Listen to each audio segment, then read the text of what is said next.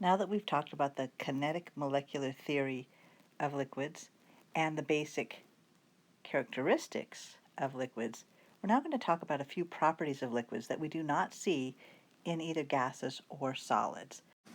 And in this section, we're going to focus on evaporation. The physical properties that liquids experience that gases and solids do not are evaporation, vapor pressure, boiling point, freezing point, surface tension, and viscosity. We're going to talk about each of those individually and describe what they are and what causes them. We're going to start with evaporation.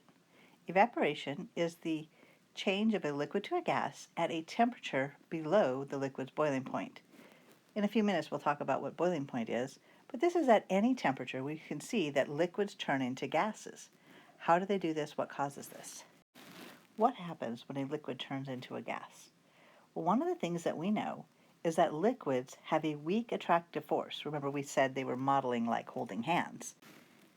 A gas has no attraction, and so they have to release any attractions they have, and again, they would not be holding hands.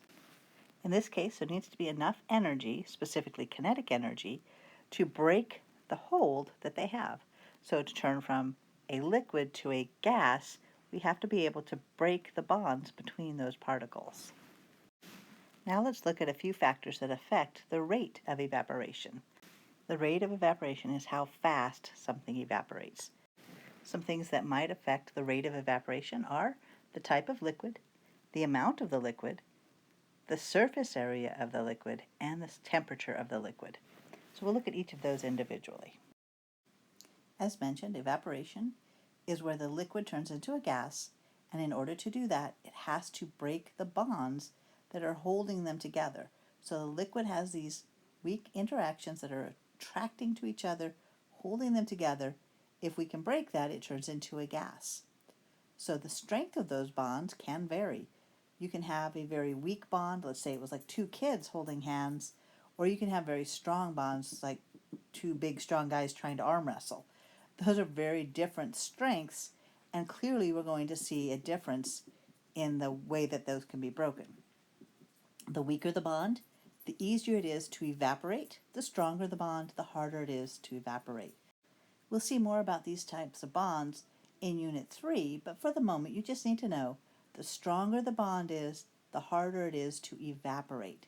You've probably seen this if you look at something like water versus acetone, nail polish remover. If you spill both of them on the countertop, which one would evaporate faster? Well, you should see that the acetone evaporates faster, and so that tells you that the acetone has a weaker bond holding it together than the water does. Next, we'll look at the amount of liquid. So does it evaporate faster when you have more liquid present? If you have a small cup of water and you have a large glass of water of the same size and shape but has more water in it, does that mean that it'll evaporate faster? Well, you should see that it does not. So the volume or the amount of liquid does not make a difference. As long as there's liquid there, the amount that it evaporates will still be the same. It is independent of how much liquid you have present.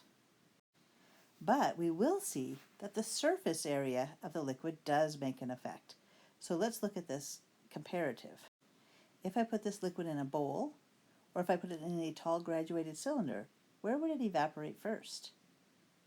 You should see that it'll evaporate faster from the flat bowl than from the tall graduated cylinder. So while it doesn't matter how much liquid there is, it does matter how much surface area there is. The flatter it is, the more surface area it has, the better a chance it has of evaporating and turning into a gas. Well, why is that? Recall that when we have these interactions, they're attracted to each other. The particles in the middle of the liquid are all being attracted to each other in all directions, and if a particle does break free of one side, it gets bumped into another particle and then it sticks to that one. So it doesn't have a chance to escape. The particles that are on the surface are able to escape because they're at the surface. They can break free. They only have to break one bond, the one pulling them downward, and then once they break free, they are completely free and they don't bump into another particle, because at that point they're now in the gas phase and they are unlikely to bump into another particle. so they don't have that force of attraction anymore, and they're able to escape. So escape occurs easier at the surface. And I like to think of this in a classroom normally. When you're sitting in the classroom, if you're in the center, is it easy to get out? No, you have to wait for all those outside seats to empty. Then the next layer goes, then the next layer goes, and finally, if you're in the very middle, you can escape after everybody else in your row has escaped. And the final factor we can look at is the temperature. As an example of this, we might think of having a glass of water on the windowsill where it can be warmed by the sun, or it could be inside in the shadier area where it's not being heated by the sun, a little bit cooler area. Which of those two instances do you think will allow the water to evaporate faster? Hopefully you could tell that the one in the sunshine, in the heat, will evaporate faster, and that's because the added energy from the sun, the added kinetic energy, makes those particles move faster. So as the temperature increases, we know that the kinetic energy is increasing, which means the particles are moving faster. So think about a game of whip the tail, where you're all holding hands in a line and you're running around, and as you go faster and faster, it's much harder to hold hands. It's much easier to break apart because of all that extra energy. As you try to hold hands, those grips will break because they're not strong enough to overcome the kinetic energy found in all the motion that you have.